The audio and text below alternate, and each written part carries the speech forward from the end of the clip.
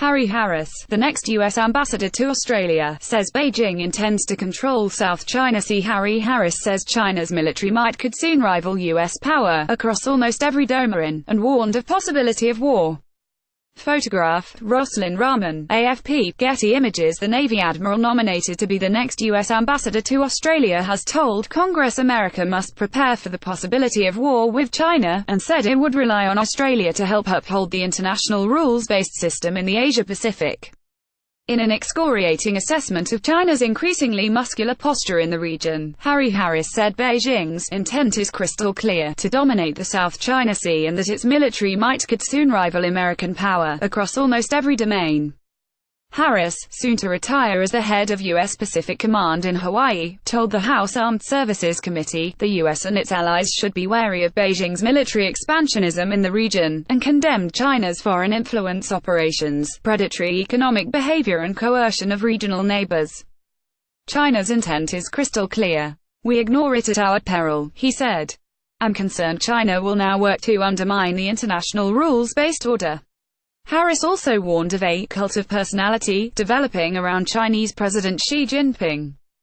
Harris praised Australia as one of America's staunchest allies in the Asia-Pacific region, noting existing military cooperation at Air Force bases in the Northern Territory, joint naval exercises and the regular rotation of 1,500 Marines through Darwin. Australia is one of the keys to a rules-based international order. Harris said, I look to my Australian counterparts for their assistance. I admire the leadership in the battlefield and in the corridors of power in the world. They are a key ally of the United States, and they have been with us in every major conflict since World War I. Harris, the Yokosuka-born son of an American naval officer and a Japanese mother, has been nominated by President Donald Trump as the next ambassador to Australia. His appointment must be confirmed by the Senate. Australia has been without a U.S. ambassador since John Berry departed in September 2016. Harris said he was alarmed by China's construction of military bases on 7 disputed islands in the South China Sea that neighboring countries lay territorial claims to. In 2016, the Permanent Court of Arbitration in The Hague sided with the Philippines in the dispute it brought, saying there was no legal basis for China's claim of historic sovereignty over waters within the so-called 9-dash line in the sea. Regardless, Chinese military buildup continues in the sea. China's impressive military buildup could soon challenge the United States across almost every domain.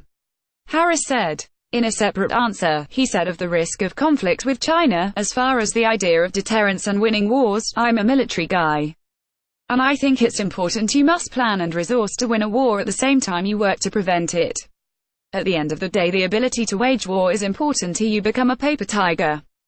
I'm hopeful that it won't come to a conflict with China, but we must all be prepared for that if it should come to that. Should Harris be confirmed as the next ambassador to Australia, his hawkish position would present a challenge for Canberra, as it seeks to navigate an increasingly delicate diplomatic and economic relationship with Beijing. Ties were severely strained last year after a backlash against China's perceived influence on and infiltration of Australia's political system, highlighted by the resignation of Labor Senator Sam Dastyari over accepting cash from Chinese businessmen for private debts and his position, at odds with his party, on the South China Sea. The Australian government has proposed new espionage laws and tightening of rules around foreign donations to political parties. China is Australia's largest trading partner, but the US is its primary defense and security ally, and Australia has been a vocal defender of the US alliance network over issues such as the nuclear weapons ban treaty, which the US opposes. The Australian Prime Minister, Malcolm Turnbull, who has previously met Harris in Hawaii, has publicly welcomed his nomination. Great to see Admiral Harris nominated by Donald Trump as US ambassador to Australia.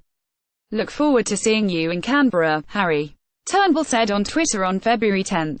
Turnbull will meet with Trump in Washington next week. It is not known when Harris's confirmation hearing will take place.